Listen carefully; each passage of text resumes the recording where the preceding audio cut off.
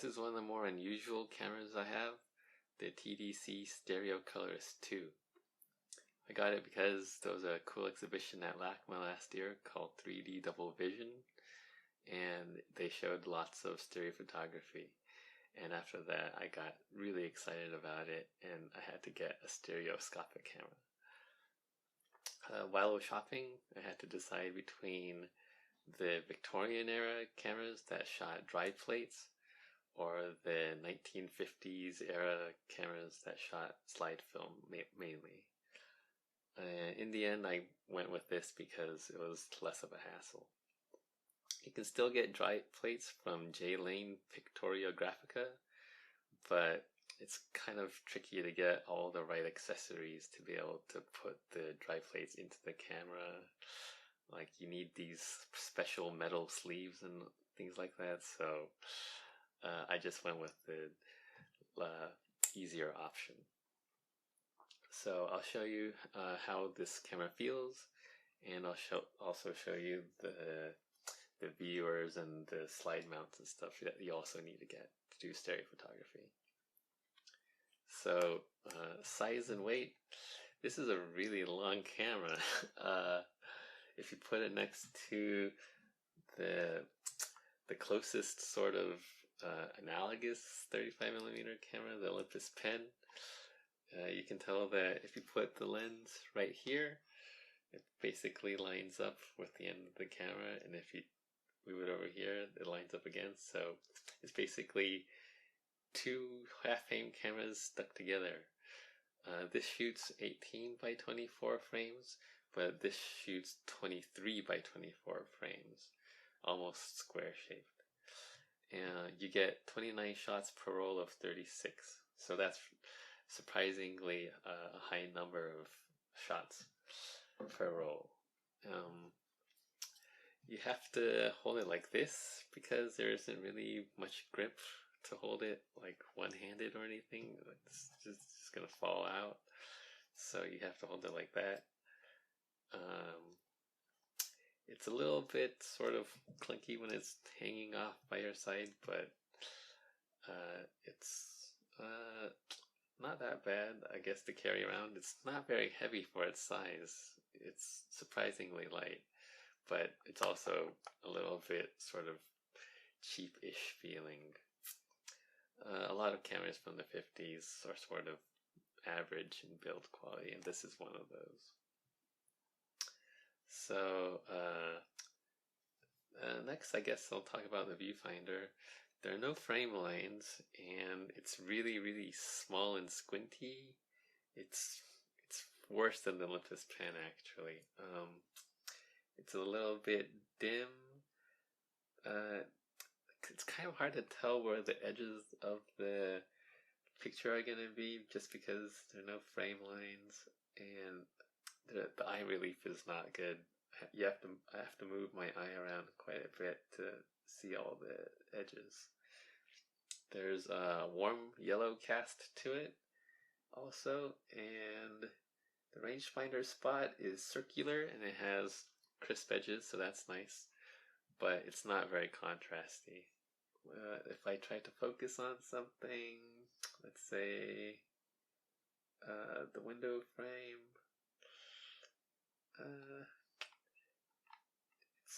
it's okay-ish for that, but that's just because there's a lot of contrast there. If I wanted to do something else, like the tree trunk or something over there, I don't know. It's kind of hard.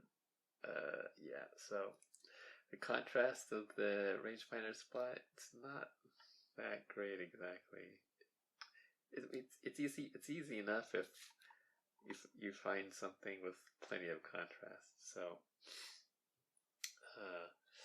it's not really a low light camera, and I mean the lens is only 3.5, so you're not really going to do much low light photography with this anyway. So the viewfinder, the rangefinder spot, it's completely decent for what you're really going to do with this thing. After that, I'll show you the shutter button. It's one of these plunger type shutter buttons that you see on a lot of cameras from the 50s. And feels okay, I guess.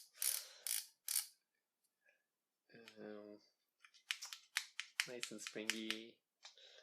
You can't really tell how far it has to go down until you trip a shutter because there's no indication on it. Like you can feel sort of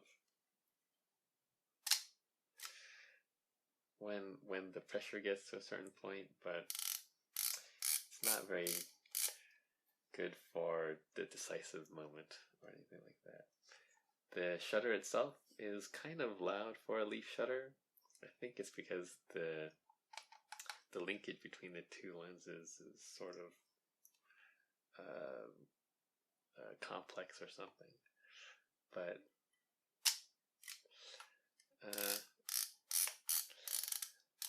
it's otherwise okay, I guess. Compared to the Olympus pen, you can definitely tell it's louder.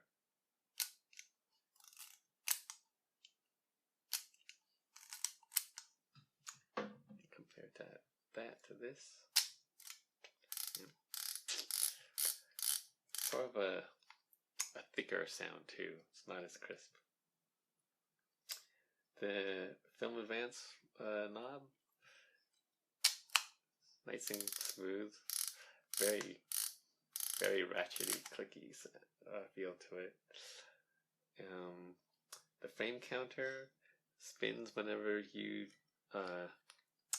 advance the film, so it spins around like all the way around like that. And I guess try not to bump into it, because if you just spin it around like this with your finger, you can like completely lose track of where you are. The film rewind knob here doesn't actually have any ratcheting or anything. I think it basically spins freely and it sort of moves around once in a while. If you took a frame and you wound it and then just don't do anything with it, it sort of goes back a little bit just because of the tension in the spool. So I'm not sure if it's really keeping the film flat or not. But I'm guessing it's fine so far.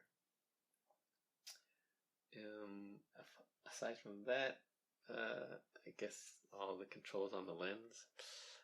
The controls are actually pretty nice. I got the TDC camera instead of the David White Stereo Realist because the controls are more conventional. So you have this little stick here to manipulate the rangefinder, the focusing, and it's smooth and light, kind of dry feeling.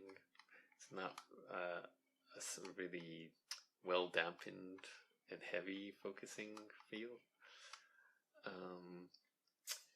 The aperture ring here, you can see that, I guess. There are no detents or anything, it just spins freely. And for the shutter speed, you have the little knob right there too, and that has detents. They're not very solid and crisp, but it's similarly light, the same way as all the other controls. So you have to sort of pay good attention to what all the settings are, just because everything is so light and doesn't have like a heavily dampened feel to it. I think that must be because of the linkage between the two lenses, but I don't know, I haven't opened it up or anything. After that, well, there's this little latch to open the door, and it goes like that. don't worry about the film.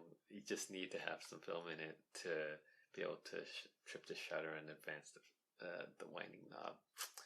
But let's see. Oh, there's this little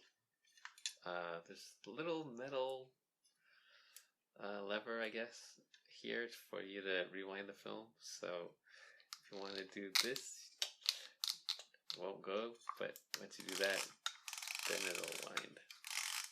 So there's that. If you squeeze the camera, it's really solid actually. It doesn't make any creaky sounds or anything. And aside from that, I guess you got the tripod socket on the bottom, and that's really it. It's a really simple camera, but lets you take stereo photographs, which is going to be really cool. Aside from the camera, I also wanted to show you one of the viewers that you could get to look at your slides. This is the David White Stereo Realist Red Button viewer, which is supposed to be the best one because it has achromatic glass lenses. This one I haven't been able to get to work.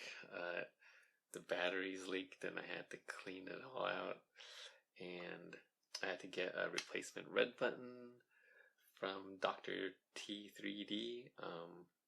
He has tons of spare parts, so he's a good person to go for if you need to service your viewer. But anyhow, something must be wrong with the wires, and I'll have to send it off to Dr. T to fix it because I don't know what's happening with it. So anyhow, the button, nice and springy. I love the Bakelite stuff that they had back then. Just feels nice and you know,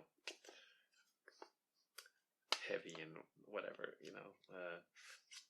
The interocular adjustment is here, which is, you know, a little bit janky feeling, I guess. But I'm not completely sure if it'll stay in place or whatever. I don't know, who knows. Whatever. Focusing feels nice, and eventually I can get it to work, and I'll tell you how it all works out in practice. Aside from that, you can get these slide mounts from Dr. T. This is for the standard 5P format, the 5 perforations, and you just slide them in like that, and you can, you know, push the red button and look at your slides that way. So that's pretty much all you need to get set up for looking at your stereo photographs. And it's less of a hassle than having to print the cards for the Holmes viewer that you had to do back in the Victorian era. So if you want to do stereophotography, these later 1950s era cameras are pretty cool, and it should be fun once I get everything sorted out. So I'll make another video about that some other day. But aside from that, there's nothing really else to add. So have a good Labor Day weekend. Thanks for watching.